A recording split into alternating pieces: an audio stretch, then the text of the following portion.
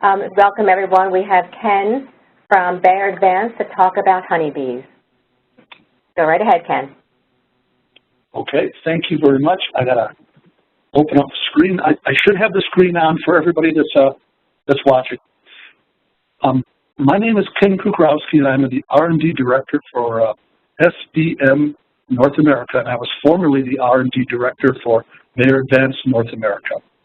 I'm an entomologist, not a internet tech person, so I'm struggling through this process, and thankfully Pam is very patient. I'm happy to be with you this morning to further discuss honeybee health with you.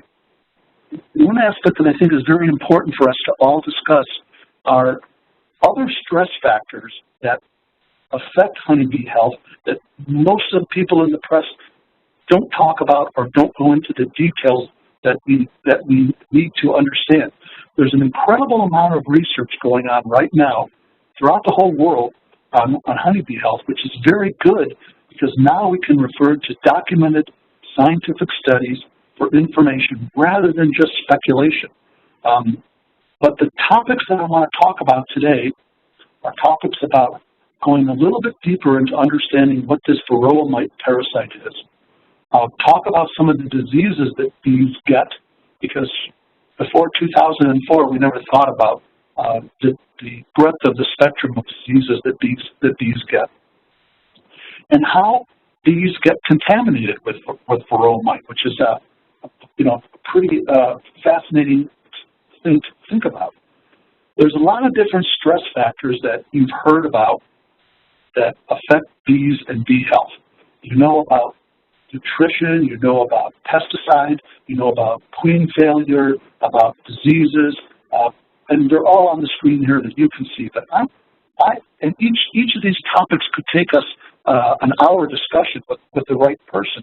But I want to focus with you today about parasites, diseases, and then touch a little bit on queen failure, genetic weakness, and also nutrition. So just so you know where I'm coming from. First thing I want to talk about is the varroa mite, because we talk a lot about, and the research community talks a lot about the importance of varroa mite and its primary significance in bee health. This is a mite that feeds on bees. It feeds on the larvae, the developing bees. It feeds on the adult bees. So almost the whole life cycle of bees, they'll have a parasite attached to them and sucking their hemolymph. Hemolymph is the entomology term for the equivalent of blood.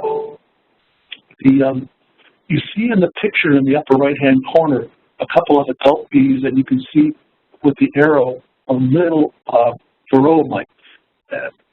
This varroa mite is going to suck the energy right out of the bee. What we need to understand is that bees, the queen bee lays one egg in each brood cell, and you will see underneath these adult bees individual brood cells. One egg is laid there. The nurse bees feed the egg as it hatches and becomes a small larvae and a bigger larvae, and then finally a full-size larvae. The nurse cells feed this larvae with food. The varroa mite that's attached in the cell to the larvae are also feeding on the nutrition that the nurse cells provide. And also, when there's not enough nutrition, they attach to the larvae and start feeding directly on the larvae. When the cells are capped, there's no more feeding that has to be done by the nurse bees, and the cells are capped, the bee that's inside, the larvae that's inside, is going to pupate and eventually come out as an adult. That's normal insect development: egg, larvae, pupae, and adult. When this capping happens, the varroa mite inside gets a signal to lay eggs, and a female dies, lays eggs for a couple of males and a couple of females. They make the mated females attached to the larvae that becomes a pupae, eventually becomes an adult. And when this adult leaves the brood cell, when it's time to emerge as an adult, it emerges already with a mite attached to it. So the mite development, it happens in synchrony with the bee development. And oftentimes, when a bee comes out of the brood cell, there'll be 2 or 3 female, already mated, varroa mites attached. This varroa mite population can double every 4 weeks during bee breeding season, which is mostly in the early spring and the summertime. And there's been mathematicians that have done studies that said if you start off with 50 varroa mites, you can have more than 3,000 by the end of the year. I'm not so sure I believe all of those numbers, but I do believe that you start off with 50, or start off with a small number, it can explode to a much bigger number in the course of the season. That part is a fact. As if it's not bad enough that the varroa mite is overtly feeding on bees, on the larvae, and especially on the adults, and sucking energy out of the bees. Scientists have found out as recently as 2004 that there are a number of different virus diseases that bees get, and that these virus diseases, many of them, are vectored or transmitted by the varroa mite. So if the bee never had this problem before, when the varroa mite starts feeding on the bee gets the individual virus. The first one that was identified was this Israeli acute paralysis virus, second from the bottom on my page here. And this was detected in 2004, and it was a collaborative effort between a Penn State researcher in agriculture and his colleague who was at Columbia University in the med school. And Penn State ag guy was saying, we've got this problem with bees, and the virologist in the med school at Columbia helped him identify what became a virus, this really acute paralysis virus, and it was new to the scientific community at the time. Nobody knew that bees would get viruses. And then you can see a number of different viruses have been identified. All of these viruses are deadly to bees. Many of these viruses are viruses that cause the bee to fly off, never return back to the hive. It's a characteristic of these viruses that sap all the strength out of the bee. It has no strength to come back. Very, very serious problem. There are even more. I mean, this is not bad enough to show you 4 or 5 of them on this first page. There's even more on viruses, and probably when the scientific community is all done, we're going to find out that there's many more. I read an article that was not documented that somebody indicated that there were more than 20 different viruses identified for bees, and I could only quantify 8. So all I'm talking about is 8. But there's a research community out there that's saying there could be as many as 20 different viruses. Now, as bad as that is, if you were an entomologist like me and took beekeeping, last century, you would have learned that there's a really terrible fungus disease that causes a bad problem within beehives called nosema. It was just always called by the genus name nosema. It was actually Nosema apis. And that problem is not so much a problem anymore, but there's a new strain of nosema called Nosema ceranae, which is far more virulent, far stronger than apis. It pretty much causes dysentery in bees. And again, like many of the other problems that bees have, an infected bee will fly off, hopefully going off to work, collect nectar and pollen, and it never returns because it's much too weak to come back. The lifespan of a worker bee is about 21 days. So if you shorten that, you really weaken the whole hive. And if you get numerous individuals in the hive that have this shortened lifespan, it really has a negative effect on the life of the whole hive. Now, another thing that people talk about, besides these problems of diseases and the overt feeding of varroa mite, is beekeepers will say, but I've done everything that I can do to keep my hives clean, and in fact, my hives are clean. Why did I get varroa mite? How does it happen? It's not spontaneous generation. Well, there's a term that beekeepers use called drifting, which is a term that describes the fact that out in the wild, bees are foraging for food. Very, very likely that many different bees are feeding on the flowers in your backyard or feeding on the crop that you have that's providing nectar and honey. And as bees, probably from different hives, come in contact with each other, varroa mites jump off of one bee and onto another bee. They switch hosts. And when you think about the fact that about 40% or maybe even a little bit more than 40% of all the beehives in the country are going to be in Southern California pollinating almonds like they have done for the last number of years, you can see that there's thousands of bees in thousands of hives that could be associated with drifting. They could go to Southern California, clean as a whistle, eventually return to their home contaminated with varroa mite. And as you just learned from the previous slides, contaminated with varroa mite that might be also contaminated with virus or viruses that can hurt their health.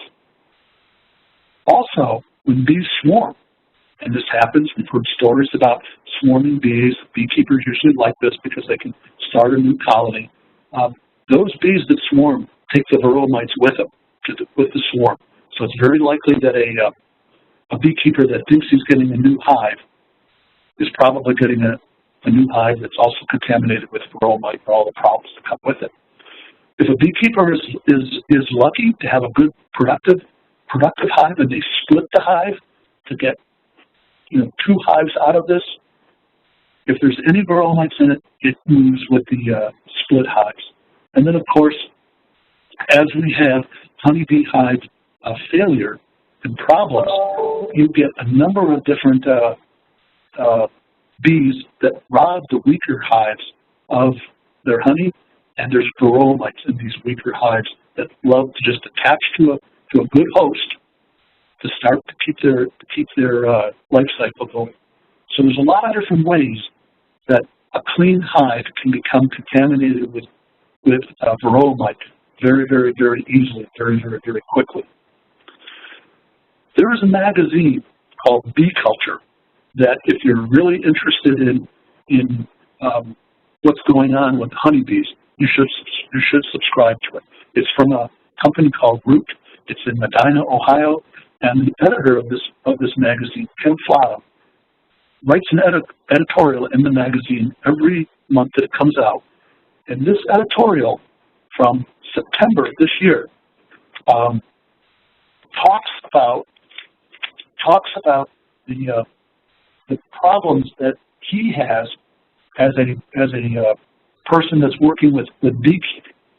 And he indicates that when we all took pest control in college, we were talking about integrated pest management, and that dealt with dealing with a threshold before you made an application of a pesticide. And then as we started working more closely on bee problems, we started tightening up the thresholds and finding out that the varroa mite is far more difficult to control than what we originally thought. So we were treating more. And again, if you don't understand this, the treatment for varroa mite is to put a pesticide right in the hive to hopefully selectively take out the varroa mite and not harm the bee. The news that happened in the middle of 2000s that indicated that we had viruses inside bees was like, as Kim indicates, was like a spreading a cold in a classroom of kids. You have 20,000 bees in a beehive, and if one of them has a problem with a virus, it spreads like an epidemic throughout the whole hive. You can talk about population dynamics control, but the conclusion that Ken comes to for talking about the way to control varroa mite is to treat this like a war. You have, as the honeybee, as the beekeeper, you have to stay on top of your game. You have to have your A game working on controlling varroa mite at all times. This is a really, really serious thing. I was fascinated with the article because of its seriousness, but it's one of the first times I've heard people take this kind of an attitude, and it's a really serious thing that has to happen. Now, I said at the beginning that I was going to talk about some of the other stress factors affecting bees, and let's talk just briefly about queen failure and genetic diversity. You know, you understand that the queen goes off on a nuptial flight, a mating flight, and she mates, you know, more than once. A good queen should mate 6 or 7 times before she returns to the hive to settle down and establish her hive. But because of the failure that we've had with so many honeybee hives in the last few years, queen producers probably have queens that are mated only 2 or 3 times. And those queens do not last that long. You know, the queen stores all the sperm from the drones in a special organ in her body called the spermatheca, and as she lays eggs, a set number of sperm are metered out to mate with the egg, develop the egg, and she's got enough if she's mated 7 or 8 times for probably 5 years. If she starts producing too many drones, the bees in the hive know that she's not a good queen. They get rid of her. They develop a new queen.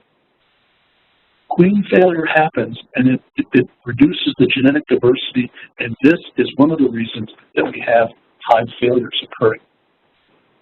There's a big body of researchers that are convinced that one of the most serious problems affecting bees right now is the availability of food, especially during the season when the bees are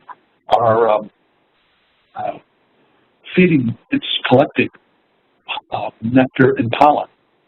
When we have wall-to-wall agriculture, especially in the Midwest, I'm not blaming their agriculture because it keeps the food supply coming.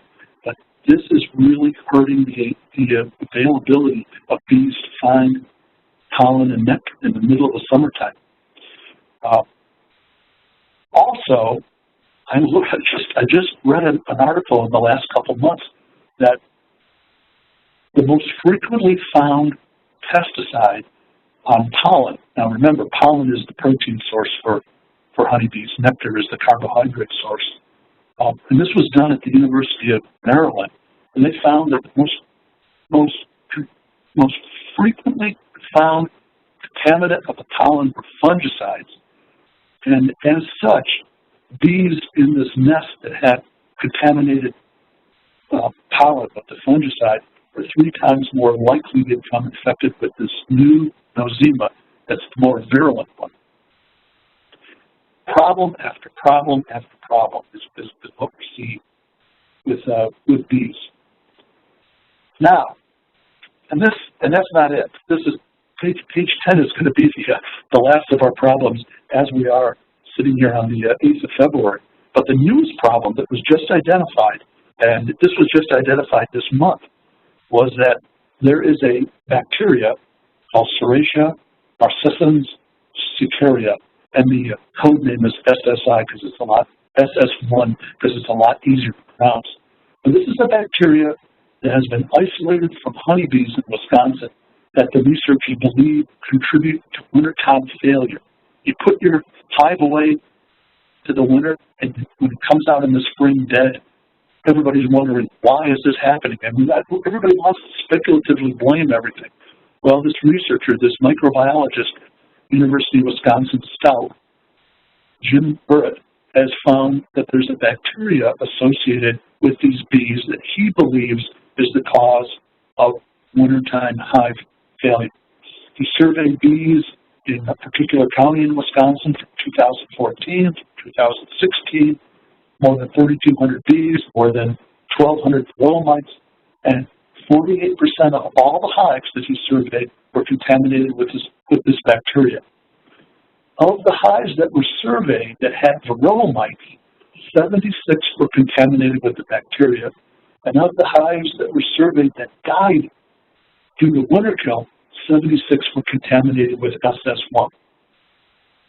Varroa mites carry and spread this bacteria. So, I just got done telling you that varroa mite by itself is a pretty bad factor for bee health. Then we learned that it spreads and vectors deadly virus diseases, and I identified 8 of them, but there may very well be more. We found that there's a new fungal disease, Nosema ceranae, that's far more virulent than the old Nosema that you might have learned about 50 years ago if you took beekeeping. We talk about hive failure associated with queen production and genetic diversity and the lack of genetic diversity that we have. We talk about the problems that bees have from not having season-long nutrition. I'm not talking year-round because bees are supposed to be dormant in the wintertime, but during the growing season, they have a problem that is not getting enough food, pollen, or nectar. And now we find that there's a contaminant, a bacterial contaminant, that contributes, according to the researchers and according to their published report, that contributes to honeybee hive health. It's problem after problem after problem that we're dealing with. I want to leave you, and this is my last slide, that I hope you clearly understand that bees face numerous stress factors to ensure their survivability. It's a gross understatement to focus on any single factor and contend that this factor is the silver bullet harming bees now. There's many factors, and as we just discussed, each one of them are very deadly. Use the pesticide tools that you have correctly and wisely, follow label directions, and you will not be part of this problem. SVM is committed to researching bee health and providing complete explanation and understanding of bee health issues. And if I have any time, I will deal with any questions. And I do have one question here. It says, what's the name of the fungicide that was found in most of the hives? The fungicide that was found in the Maryland study that was associated with the contaminant of pollen was chlorthalonil, which is the common name, I think, is Dalcanil. It's a very commonly used fungicide, a very good tool to have in our toolbox for controlling fungal diseases. But now it's associated with a higher incidence of this Nosema disease, according to the Maryland published report. Are there any other questions? Because if it's not, I'm finished. I'm very glad that you were able to join today, and I appreciate Arett for setting this webinar up for all of you. Thank you. Thanks very much, Ken. Just to let everyone know, this recording and video will be out on the Arett University website within the next 3 or 4 days.